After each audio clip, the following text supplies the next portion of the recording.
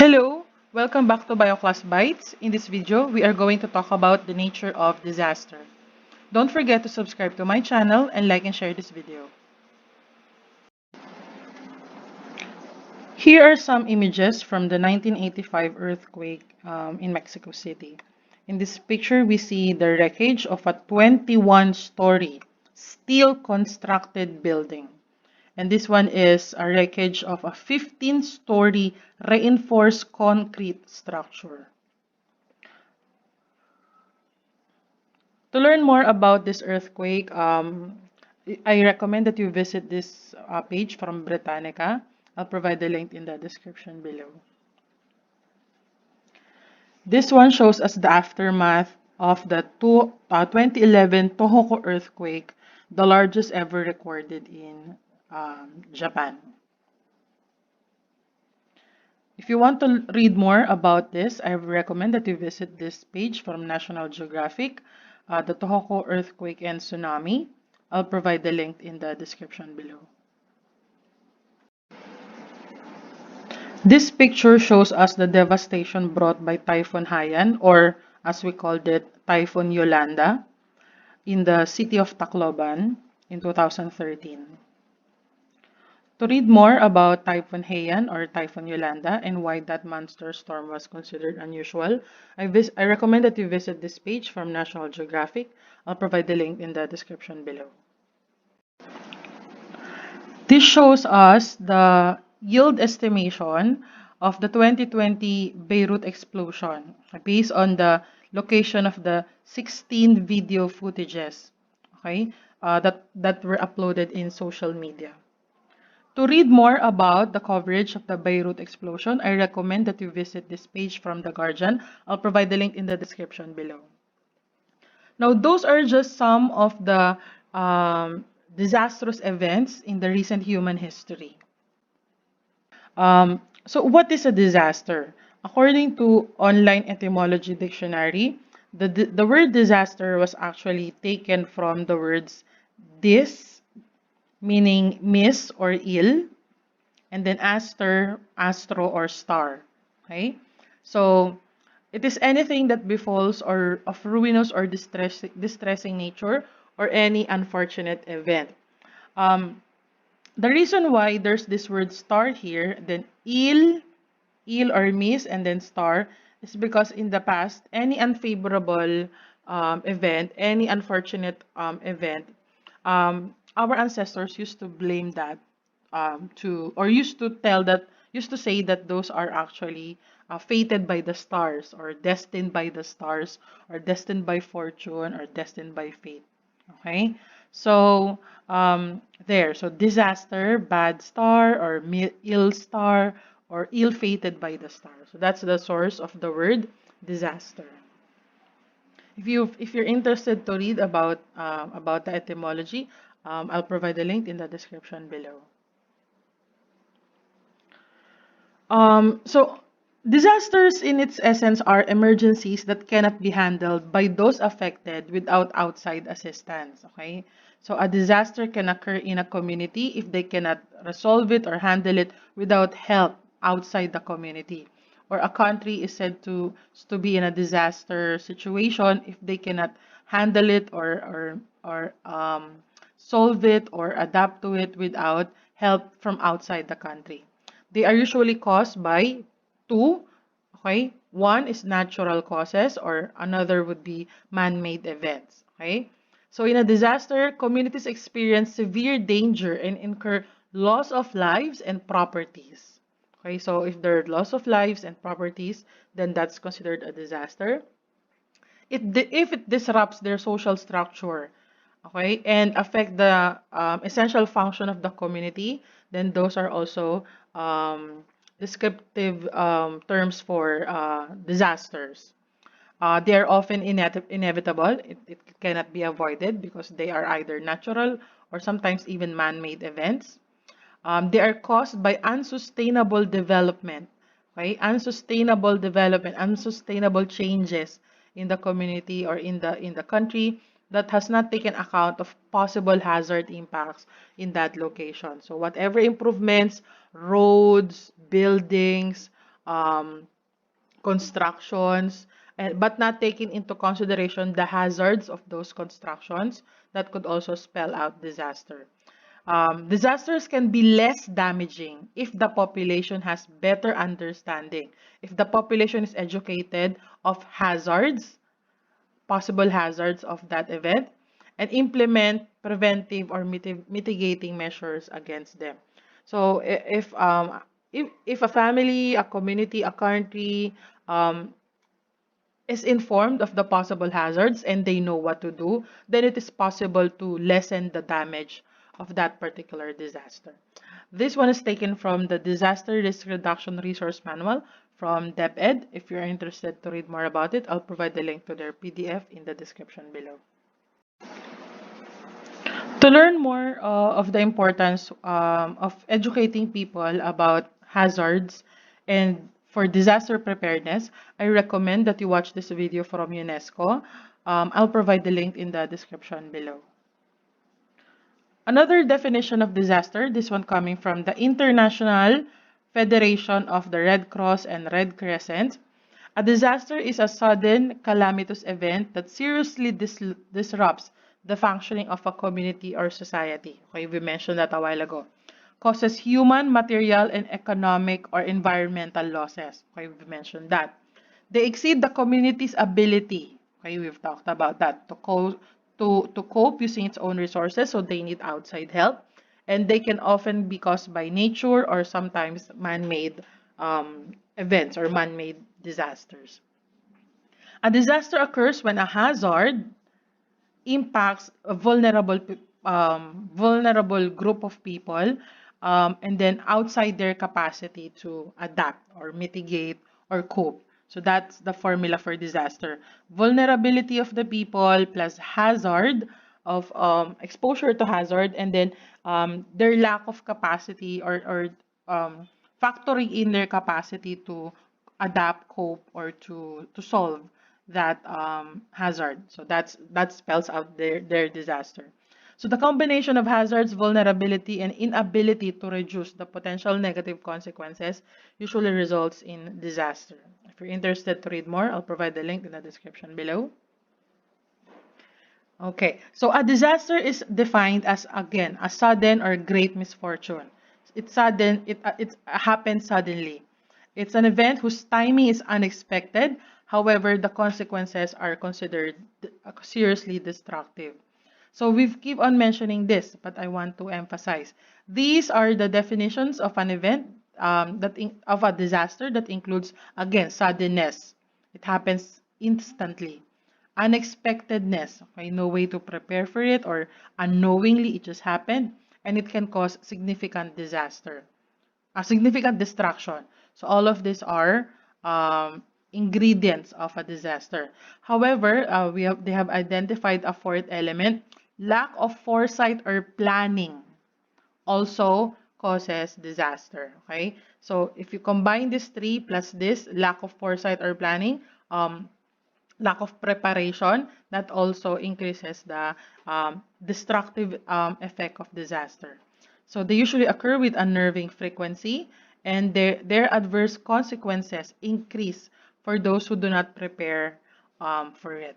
Okay, so I'll provide, if you want to read more, you can all check the resources in the description below. I'll provide them for you.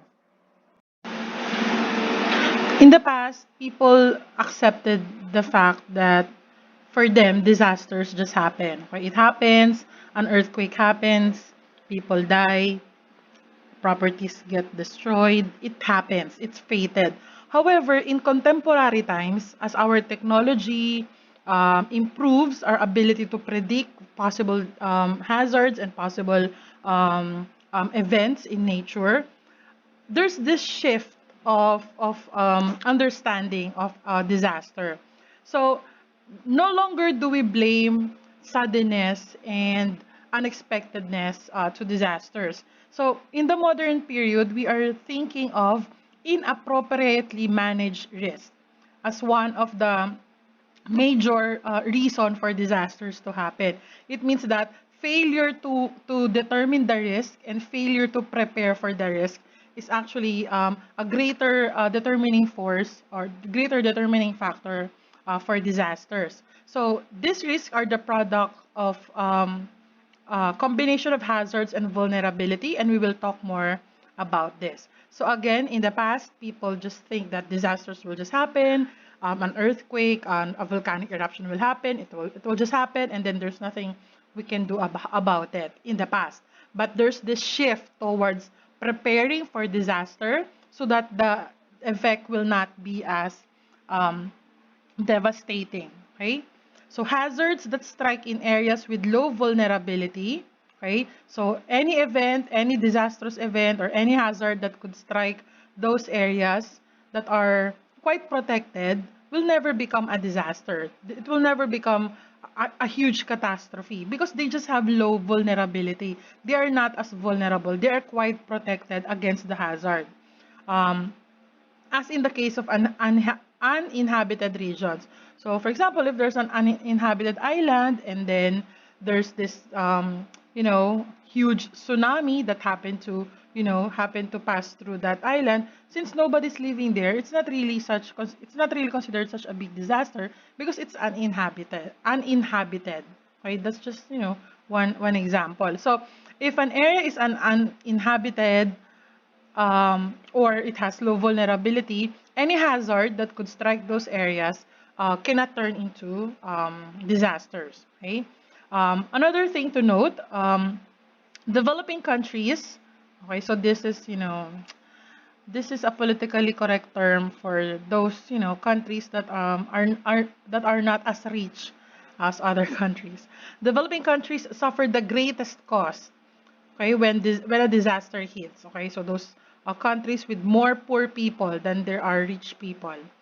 When a disaster hits, more than 95% of all deaths caused by hazards occur in those developing countries. Okay, those countries in possibly um, pre-industrial stage of their economic development. So 95% of all deaths occur in those developing countries, and losses due to natural hazards are 20 times greater. Okay? They are more prone to losses caused by natural hazards, um, 20 times greater than those with industrialized countries or those with developed countries. So it means that poorer countries are the ones who get affected the most when it comes to disasters. So this graph is from Our World in Data. I'll provide the link in the description below. It shows us the death rates from natural disasters from 1990 to 2017. They measured the death rates as number of deaths per 100,000 population. So I selected the following parameters. Okay, the data for low SDI. It means SDI means social demographic index. So those with low income or low those with low SDI are the ones with low income, middle income, and then high income.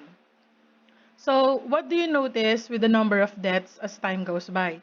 You can barely see the rise above zero for high income people. Okay? It means that rich people do not have that much debts because possibly definitely they have low vulnerability. Middle income, middle SDI, they have, a bit, okay? A bit number of deaths, especially around 2005. Perhaps a disastrous event happened here. But for those with low income, as you can see, compared to the rest of the world, they have more debts than middle and high income groups of people. So this only supports this statement. Developing countries, and let's extend that, developing communities or poor communities or people with low income, they tend to be the ones to suffer the most when it comes to natural disasters because they are considered under high vulnerability group. Okay? This one is from the World Bank under their page on disaster risk management. You can check this out with the link below. Disasters hurt the poor and vulnerable the most. Okay, 91% of storm-related fatalities were between low and middle-income countries or low-middle-income communities, even though they only experienced 32% of the storms um, from the periods of 1998 to 2018. Okay? So they are the ones who do not. They only have 32% of the storms, but they are the ones who have the highest fatalities or deaths or losses. Um, what else? 75% of the losses are attributable to extreme weather events, okay? And climate change threatens to push an additional 100 million people into extreme poverty by 2030. We will actually have a special lecture on climate change, so that will be in the next series. Okay, so natural disasters have had a large and long-lasting impacts on poverty. Okay, so if you are already poor and vulnerable, and then you experience a natural disaster, you will feel the impacts, the long-lasting impacts of poverty than those with high income bracket. This class divide can best be seen in the movie Parasite, specifically the rain scene. So this movie by Bong Joon-ho, I recommend that you watch this movie. Actually, I have not seen the movie, but I've read a lot of analysis papers on it and analysis videos on it. So it feels like I've seen the movie. Anyway, so in the movie, there's that scene about a rain, okay, a rain, and you see the difference on how it affected the lives of the two families. So for the rich family, okay, they just considered the rain, it's just considered a blessing for them because the rain yesterday made it made the sky so blue and they had no pollution the day after. So it's just a simple, inconvenience for them. They even had to postpone a picnic just for that, because of that rain. However, so they're the rich people, but for the poor people, okay, that rain was enough to destroy their home, flood their house, and displace them, and they had to go to an evacuation center. That's the same rain, same city, same rain, two families, different social demographic index, but they also have different situations after the rain. So, yeah. This is what disaster risk is showing us that for the poor and vulnerable, they have a more lasting impacts. Disaster has a more lasting impact on them compared to those families with middle SDI to high income families. Disaster can also affect the mental health of the people. Okay? According to Substance Abuse and Mental Health Service Administration from US, people who live through a disaster can experience emotional distress, anxiety, constant worrying, trouble sleeping, depression-like symptoms, are common responses to disasters before, during, and after the event. Okay, it's quite normal for people to bounce back from whatever disaster they might have experienced, but others need additional support. Okay, to be able to move forward and to recover. Um, anyone involved in the disaster, including the survivors, could also have emotional shock. It can leave the whole communities in shock, and it's important for us to know the possible emotional effect of a disaster to us, to our family, to our community. So if you want to read more about this, you can check out the link in the description below. For more information about natural disasters, I recommend that you visit this page from National Geographic. They have a lot of media presentations, videos, and articles about it. I'll provide the link in the description below. This one from history.com. This page will bring you to the most notable disasters in human history. So you can check this out. Again, linked in the description below. And from Britannica, Encyclopedia Britannica. So again, well-known or well-documented accidents and disasters in world history. You can check this out again in the link in the description below. That ends our video. I hope you learned something new. Don't forget to subscribe to my channel and like and share this video. Till next time, goodbye!